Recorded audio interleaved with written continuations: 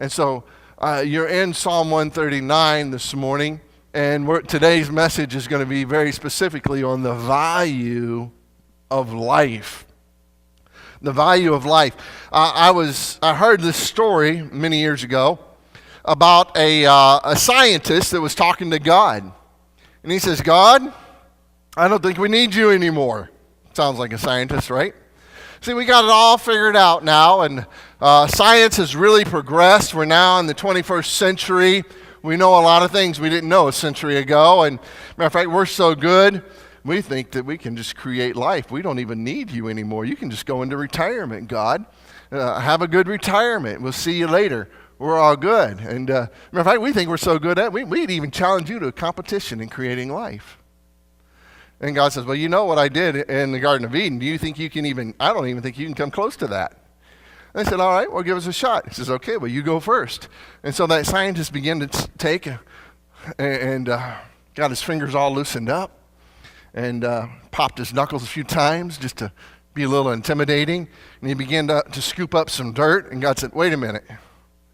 Get your own dirt.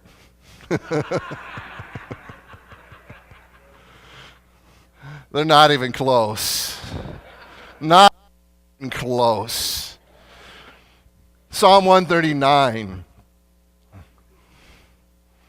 Find verse 13, and we're going to talk about this. This is what I call the song of life. It says, for thou hast possessed my reins. Thou hast covered me in my mother's womb. How many of you have ever had an ultrasound done? All ladies, good. That's good. Of course, guys, anyway. So you get that ultrasound done, and boy, that's an exciting moment. You know, Nate my wife and I, she had the ultrasounds. I was just there, and remember Garrison was the latest term because we'd moved, so you got a new doctor and everything, just wanted to see. And technology had just taken a leap between Zach and Garrison. And it was colored. We took a VHS tape, popped it in, and recorded the whole thing. And we're like, wow. I mean, they zoomed in, Garrison, even we could see the lens on your eye. That's how good it was. And we thought, man, he's beautiful. And, and when he was born, we actually recognized him.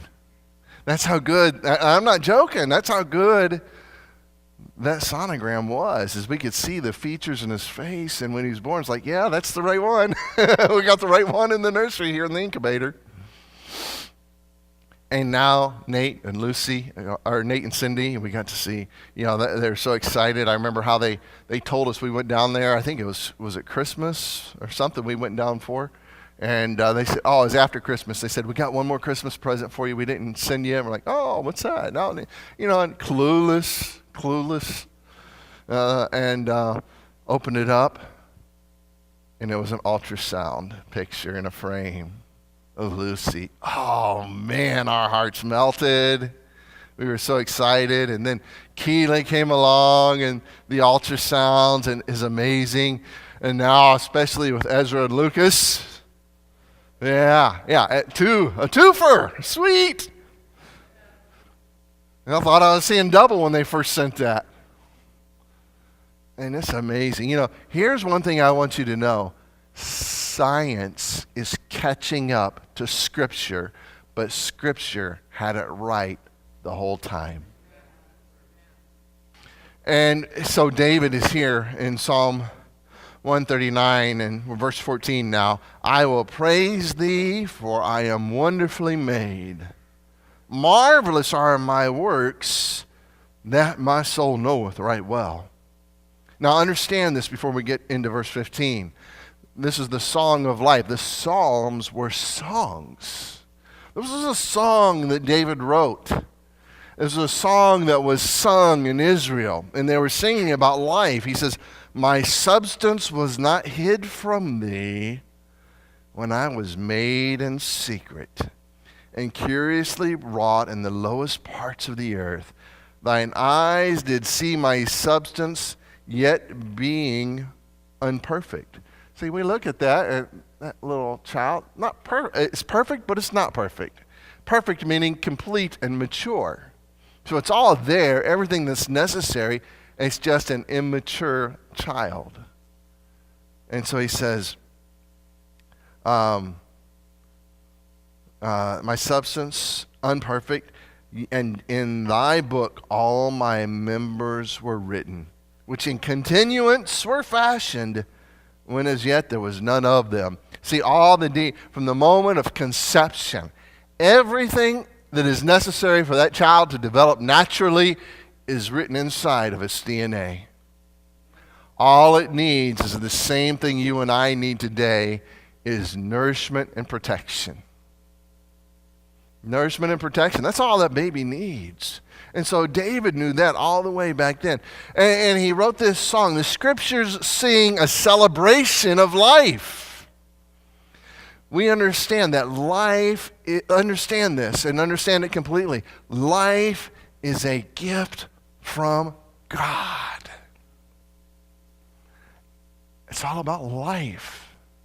God fashioned Adam, he fashioned Eve, and he created within us all that was necessary to continue that reproductive process. Something worth celebrating. God gave it to us. God created it. God designed it. God is the author of it, and we have no right to take it away.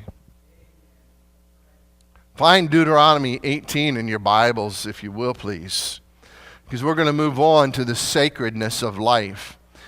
Genesis, Exodus, Leviticus, Numbers, Deuteronomy. Deuteronomy is the second giving of the law. And here we find the nation of Israel.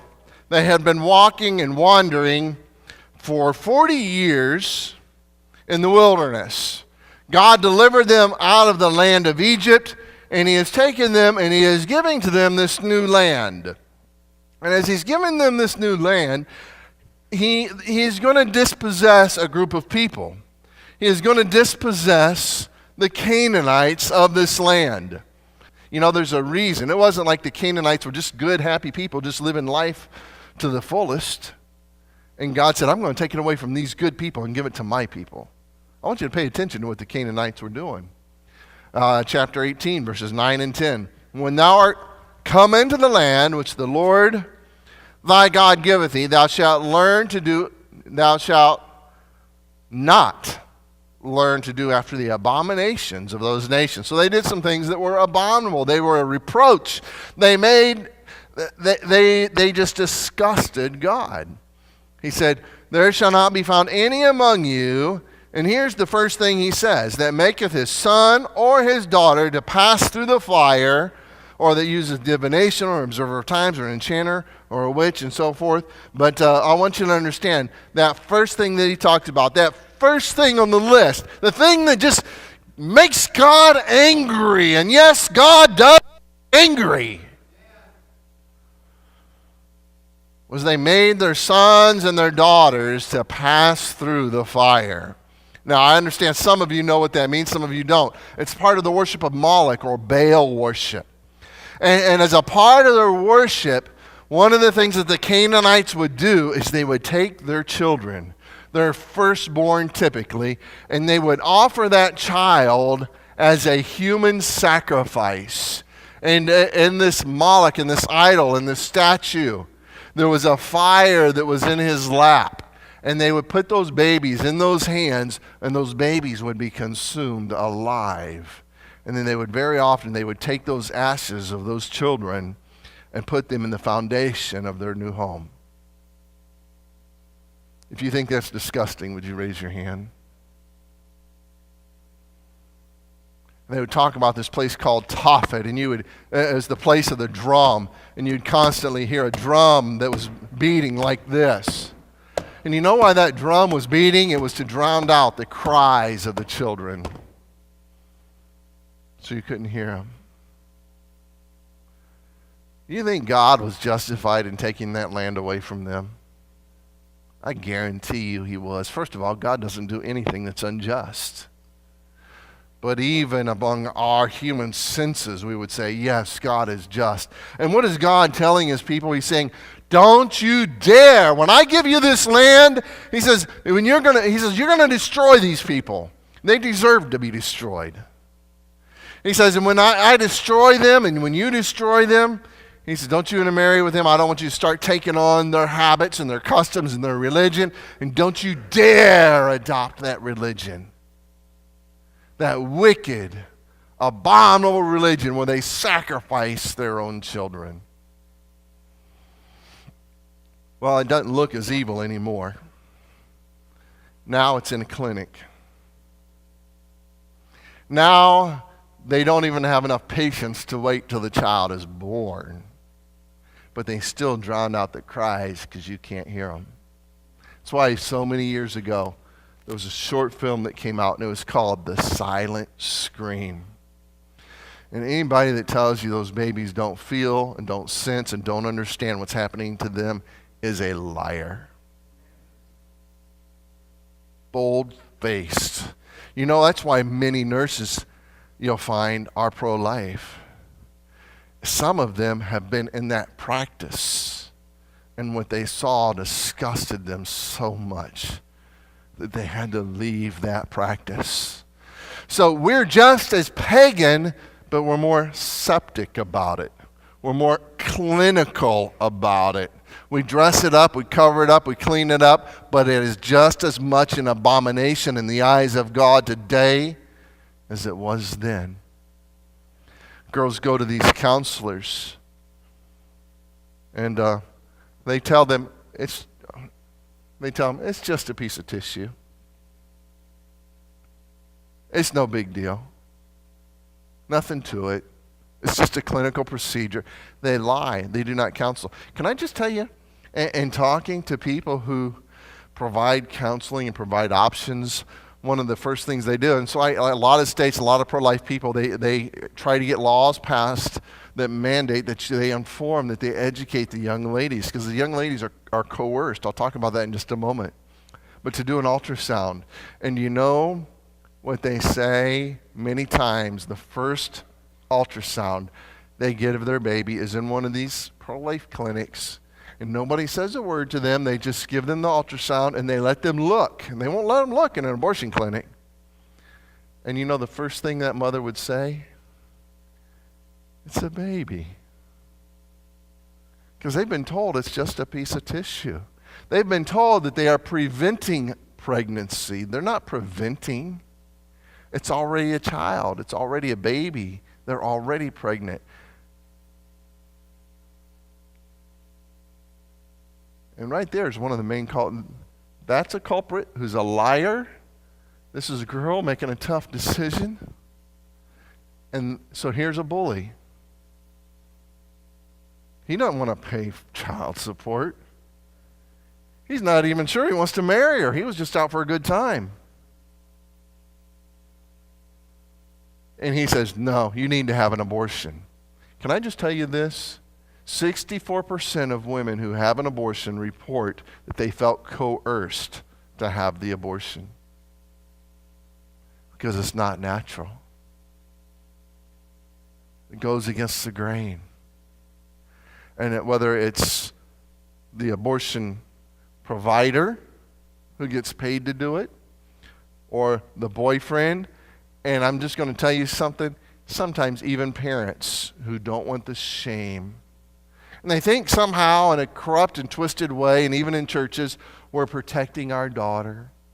We're protecting her future. No, you're not. Because depression is one of the things that sets in. And not only do 64% report being coerced, there's about 1 million abortions every year. And out of those 280,000 women within the first 2 years will tell you that they believe their abortion did more harm than good. I'm just telling you, ladies go through regret, they go through remorse, they go through guilt, they go through depression. We're not helping them to ask them to do that. You never help anyone when you lead them into sin. And you might even convince them that it's not a sin. You might even convince them that it's okay. You might even convince them that it's in their best interest. And I'm going to tell you something. There are some wicked, nasty, horrible, no good, rotten preachers out there who actually say they are pro-choice. No, they're not pro-choice, they're pro-death. They're pro-infanticide. They are godless preachers and godless churches. I'd be embarrassed to be a member of one of those churches. If I ever knew a church that I belonged to as a part of that, I would vote the pastor out. If I couldn't vote the pastor out, I'd get up and leave myself. I wouldn't put a penny in there. They're hurting women. They act like they're protecting women. They are hurting women. If you want women's rights, protect her from those who bully her into that abortion.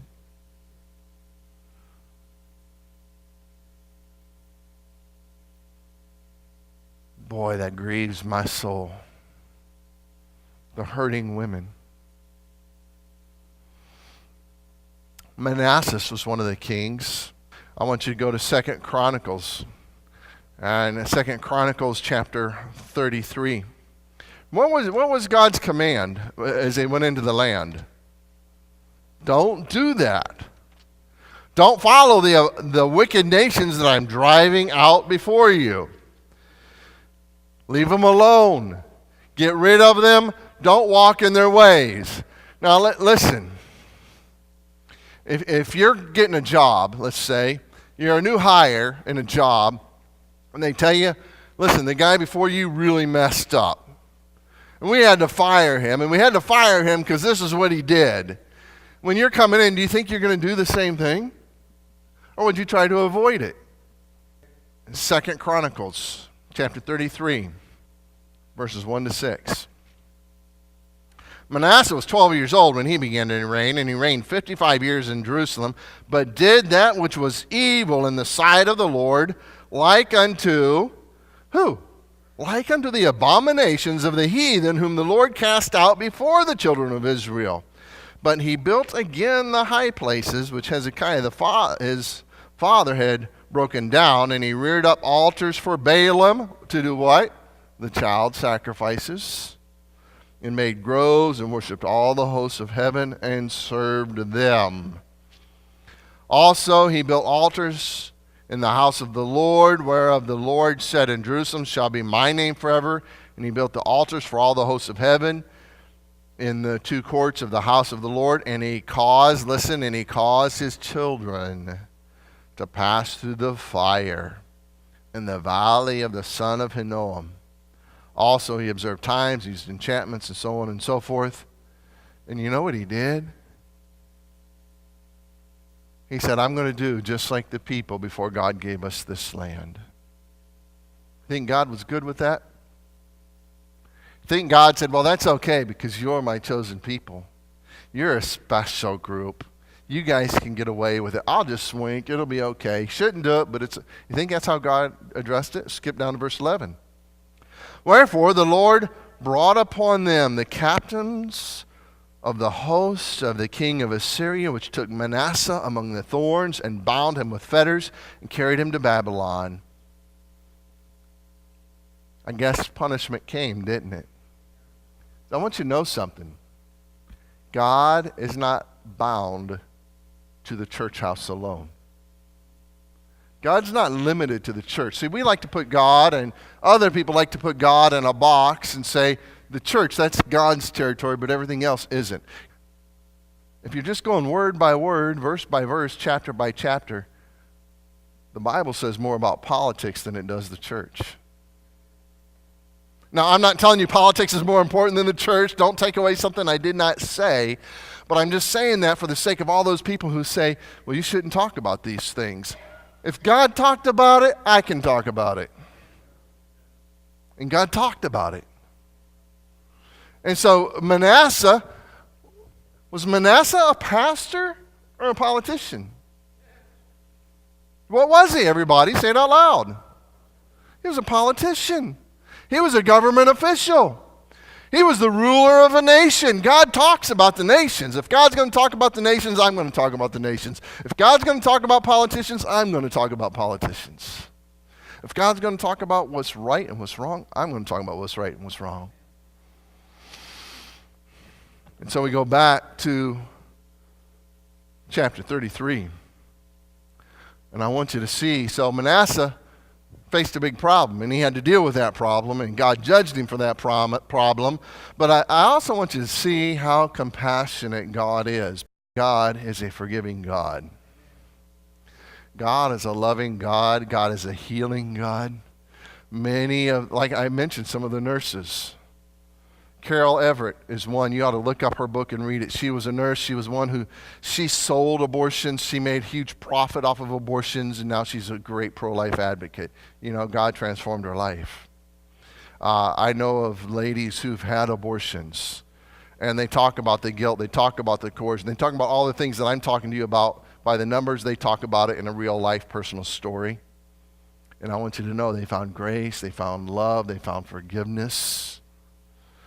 And they want that for others. And I'm just going to tell you, I want that for everybody too. I'm not trying to condemn a lady who's had abortion. I'll condemn the doctors. The doctors know better. God can still forgive the doctors. But I'll tell you, the ladies are usually the victims. Because they've been manipulated and misinformed. And when they find out, guilt and depression begins to set in. And one thing they need to know is that you love them, that I love them, that God loves them, and there is grace, and there's mercy, and there is peace that follows. So let's never be condemning, but because we want to not be condemning, we cannot stop preaching and teaching the truth. And so we preach God's judgment, but we also preach God's mercy. So even Manasseh, the king, what happens with him? Let's go down to verses 12 and 13. When he was in affliction, he besought the Lord his God and humbled himself greatly before the God of his fathers. Can I tell you the best thing to do when you've really messed it up is to get humble. Don't get arrogant. Don't get prideful. Don't make excuses. Don't say, well, I did it because, and if you'd have known, and no, just be humble. Even he figured this out, and he humbled himself before the God of his fathers, and he prayed unto him. And he was entreated of him, and heard his supplication, and brought him again to Jerusalem, into his kingdom. Then Manasseh knew that the Lord, he was God. And you know, for many of these ladies who fall into this trap, they're deceived, they're impetuous, they're afraid, they're compelled, they're coerced, whatever happens to them. Maybe they're just careless. Maybe they're hard-hearted at that time. But when they humble themselves before God and say, God, I'm so sorry, you know, God hears, God forgives, God restores. And can I just tell you, those are the moments when you really know who the Lord is. It's awesome. It's amazing. It's wonderful. Let us always be messengers of the grace of God. Can we do that? Sure we can. Now I want you to understand, after Manasseh, you know, he got it wrong, then he got it right. They're going to get it wrong again. And eventually what's going to happen, because God does judge. See, God judges us in eternity, heaven or hell, not based on our works or our deeds or our actions, but based on did we receive Christ or did we reject Christ. But God can't judge nations in heaven. God judges nations now, right here in this world, on this earth. It's the here and now where God judges nations. And what will come to follow is they'll go back into that practice, and the nation of Israel will be taken captive by the Assyrians, and the nation of Judah, the southern tribes of Judah, will go into captivity of the Babylonians. Why? Can I tell you? There were many reasons, but this is chief among them. The abominations of the nations that were before them, and the number one abomination was causing their children to pass through the fire, not respecting the value of life. So you think it doesn't matter what we do? I'm going to tell you it matters. It matters enormously. The sacredness of life. And we're going to move on to the solutions of life. The woman on the left is Norma McCorvey. Norma McCorvey is Jane Doe, or Jane Roe in Roe v. Wade. And let me tell you a couple things. It's just like I talked about being used.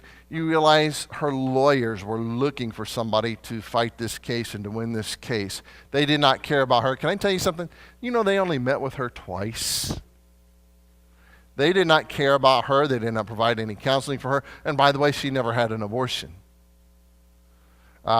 She had her child, and the child was given up for adoption, which, by the way, is a great thing. Adoption is a blessing. But they just used her, and they continued to use her afterwards.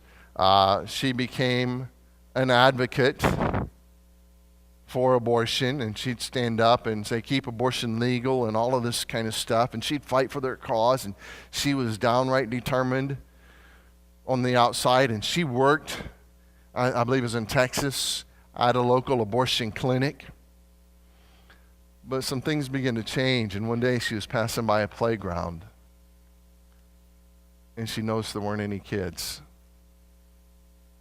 on the playground, and it was empty. And it began to haunt her on the inside.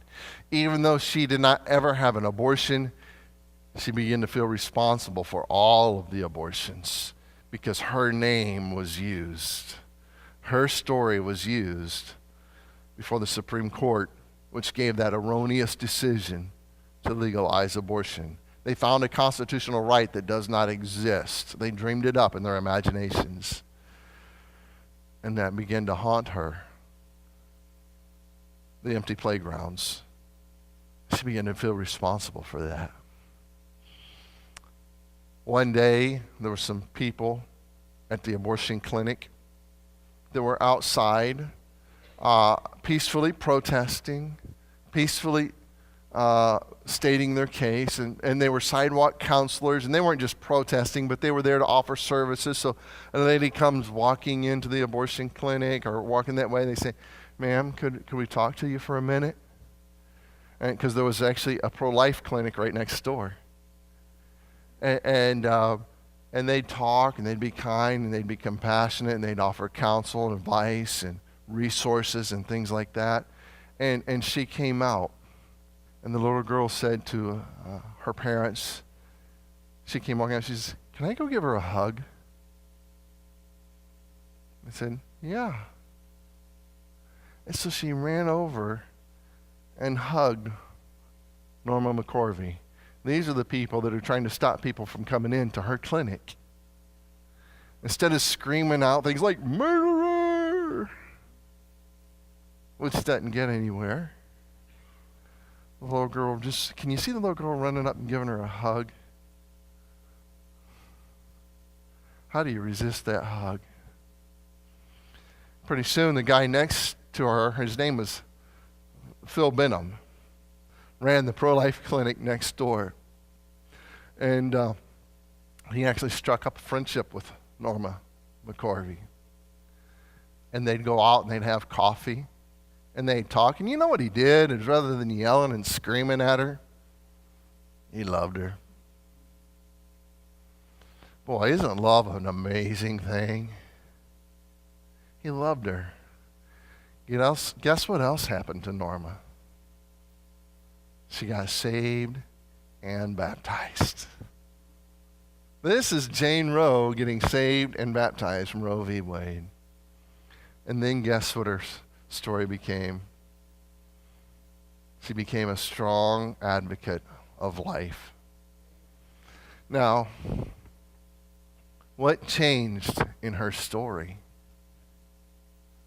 Was it people screaming and yelling and hollering?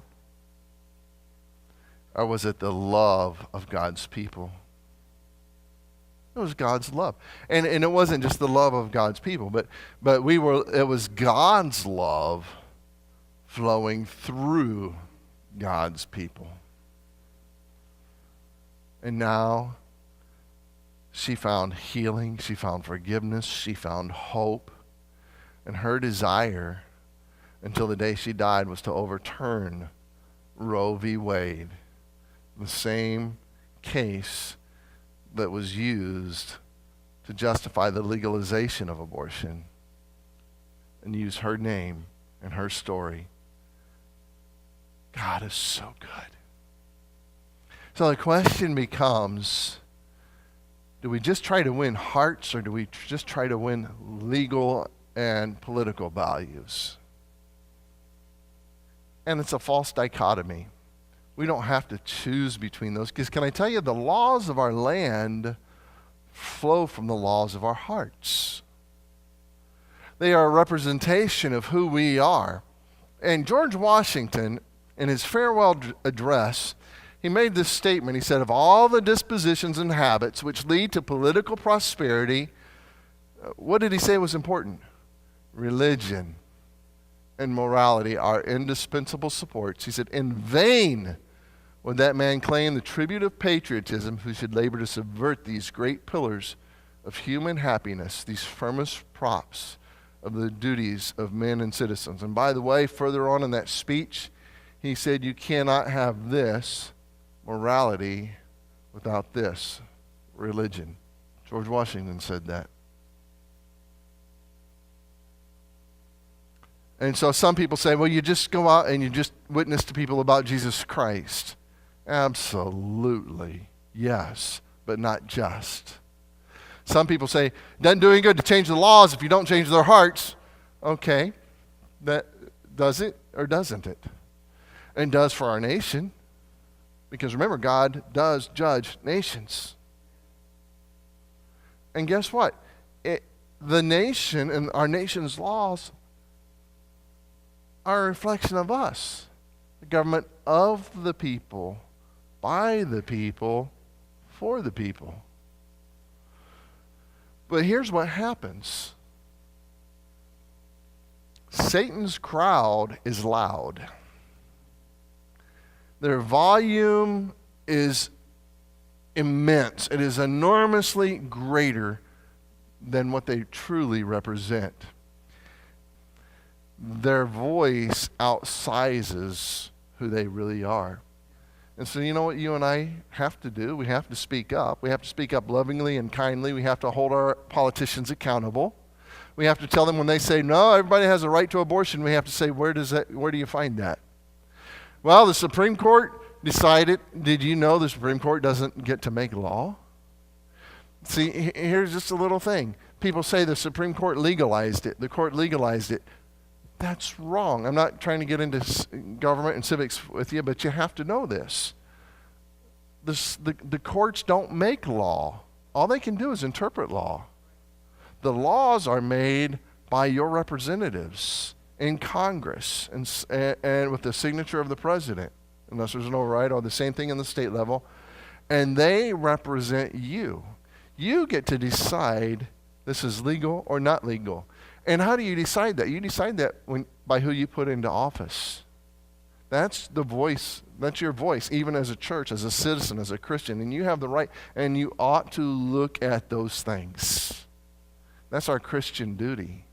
I'm not telling you who to vote for. One thing you'll notice is I've not mentioned the name of one politician today. That's intentional. That's on purpose. So we're talking about our responsibility as a church. I'm not here to promote a specific candidate or a party. I'm here to talk biblically to you. And you can do your own research and find out. But people say, well, we can't make people Christians. We can't make people obey what's right. And there's truth to that. But where do you draw the line? So we say that's an individual religious choice. I don't necessarily agree with that statement. But where do you draw the line? Okay, so if I want to back up multiple slides, let's see. Can I get there in a reasonable amount of time? Let's go back. Let's go back. Let's go back. Let's go back. Let's go back. Is that an individual choice? Hey, it's not up to me to say that's illegal, right? Can we? No, I think we could say that's illegal. Burning your children in a fire should be illegal. So why do we say that should be illegal, When we take that child up to 10 minutes before they're born, and that's none of our business. Now it's a religious choice. No, we are the conscience of the nation. And the conscience needs to do its job. The conscience needs to speak up and not be drowned out. We need to do our role as a church. Let's love people while we do it. But what are we trying to do? We are trying to reclaim, and we have an obligation and we have a responsibility, my friends, to reclaim our values. These don't belong to the government. The government is trying to take them away. The government is stripping them. But are we, as Fremont Baptist Temple, going to let that happen? Are we going to just throw up our hands and say it doesn't matter? Are you, as a Christian, as an individual, as a citizen, as a saint? We are citizen saints. Are we just going to take our hands off? Or are we going to follow the biblical command to be salt and light?